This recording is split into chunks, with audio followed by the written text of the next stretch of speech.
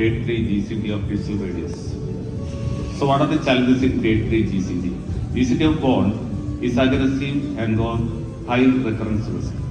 Distal radius is the third most common site. Grade 3 means there is cortical dissection and soft tissue expansion. What is the solution? En bloc resection. So what are the options? You can do a ulnar transposition, non-vascularized fibular autograft, vascular fibular graft, and new one 3D printed custom process. So we are for ulnar transposition. So this is the X-ray. This is the Cabanacci grading system. On figure C, you can see there is cortical destruction and also the soft tissue extension, in which there is no curettage. You should do the en bloc resection. This is the CD classification by Dominic et al., in which grade 3 means more than 1/3 of the cortex is involved, and also the soft tissue extension. Always go for en bloc resection. How we do it? Approach is dorsal between second and third extensor compartment. Attain 2 cm of margin of resection. Remove the periosteum or the proximal cut of the ulna. There is chance of synostosis. Use a long Ilisara wire to position the plate with the ulnar radius and second and third metacarpal. Contour the plate, fix unicortical screw for the position, then remove the wire, fix the plate. On figure B, you can see resect the radius and equally you should resect the ulna, and figure D, transposition the ulna, then put a Ilisara wire, then I put a plate, contour the plate, put 1 or 2 unicortical screws, then remove the Ilisara wire and put the definitive fixation or the screwing is done. Okay. Try to remove the periosteum of the ulna, otherwise synostosis will happen. Study design, 14 patients, cohort study. This is the master chart. We are looking on to the complaints of the patient, physical examination, wrist examination, X-ray findings, comorbidities, MSTS, that is musculoskeletal dermatomyositis score, pain assessment, range of movement, ulno-radial union, ulno-carpal union. We are looking at the grip strength, affected, unaffected, and post-op complications. Now about the age, it is 39 plus or minus 30.3, concordance with the GCT, usually seen between 20 to 40 years of age. Gender equal, usually GCT, more female properties. Presenting complaints, pain and swelling in 11 cases. Pathological fracture in 2 cases. What are the physical examination finding? 6 patients had well built and nourished, 7 patients moderate built and nourished, 1 is thin built. Comorbidities, 9 patients no comorbidities, and 2 patients diabetes hypothyroidism, 2 patients diabetes hypertension, 1 patient diabetes. No patient with tumor or metastasis previous history of cancer. About the ulno-radial union in months, it is 6.5. Unit time range between 5 to 8 months. Ulno-carpal, it is 5.7 months, range between 4 to 8 months. Hand grip, most of the patients, 10 patients has got a good hand grip, 4 has got an average, and mean hand grip was 25.02, done with hand dynamometer.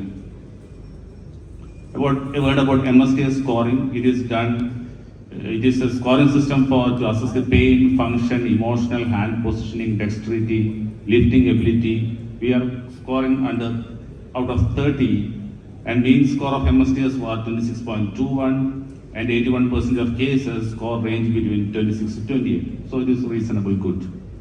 Supination, pronation, you can see supination is 83, pronation is 75. There is some decrease in pronation, most of the patient. What are the complications? 64 cases, no complication, that is 9 patients, no complications. Implant failure, non-union, 4 cases, managed with revision plating and bone grafting. Usually the ulno-radial junction got the non-union. So we removed that plate, long plate, and put a plate for the ulno-radial area and put a grafting was done. Recurrence, 1 case, managed with denosumab. Functional outcome conclusion, mean MSTS was 26.21, supination 83, pronation 75, grip strength, strong agreement with contralateral hand. 78% of the patients are pain-free post-op. For the functional outcome, you can see on the first image, there is full range of supination and pronation and some degree of dorsiflexion and palmar flexion. Because of there was implant failure, we get some degree of palmar flexion dorsiflexion. Second patient, there is full range of supination and pronation, but there is a decrease in the palmar flexion. That's obvious. There is arthrodesis of the wrist. You can see the X-ray image of how the plate is seeing on the right corner. So, Dr. Koacon described this procedure in 1982, and he reported 2 cases. And later on, these are the other studies, Jamshidi, Salungi, Puri. They also showed numbers of 18, 25, 15. And our study has 14 patients, which is it is a good number as it is a rare disease. So classic paper by Ajay Puri from Tata Memorial Hospital, allocarpal junction 4.4, and our it was 5.7, allo-radial junction 4.9, our it was 6.5, soft tissue recurrence 3, and our it was 1. So what is the conclusion? So ulnar transfusion offers the biological advantage of a vascular autograft without the logistical burden of microsurgery and risk of allograft failure. It uniquely creates stable one-bond forearm capable of surprisingly good function, particularly in grand hand grip, strength, and also the rotation of the forearm. Thank you. Group. There is no comparable group like fibula, allograft was not there. That is a limitation of state. It's a good paper, but I just want to ask you, when you're putting this plate on the dorsal aspect of the hand, it always troubles the patient because it's prominent. So when will you advise them to have it removed? Because one of my patients is still coming back to me and I'm actually not taking it out. So when will you advise? Or have you any patients who have taken out this implant without any complication? Yes, sir. There was 4 cases which undergone because of the ulnar-radial non-union. What will happen? Usually the plate will break. So we will remove that plate and put a plate proximal to the wrist joint, so that there will be some movement of the wrist joint will regain. But usually later on, initially we were using with Koacon plates. Later we changed to DCP. So it was more stable, less chance of this failure. But the thing is that we will not do the implant removal. If there is complaint only, we will do the implant removal.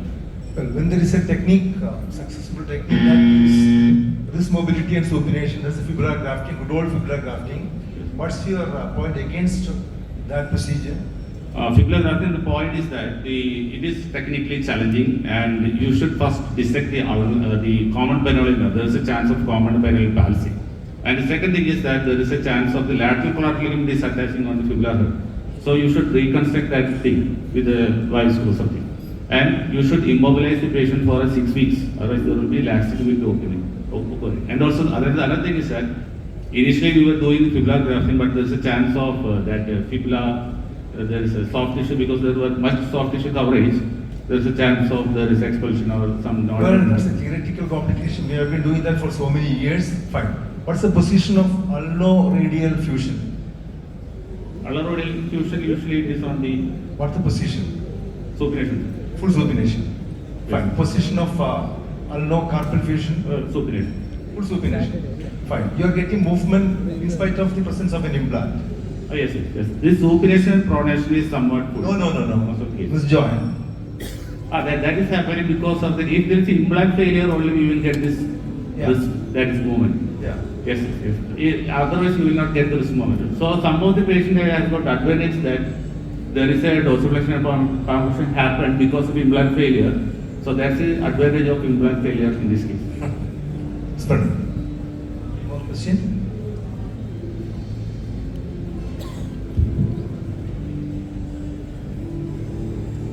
If there are no more questions, that ends our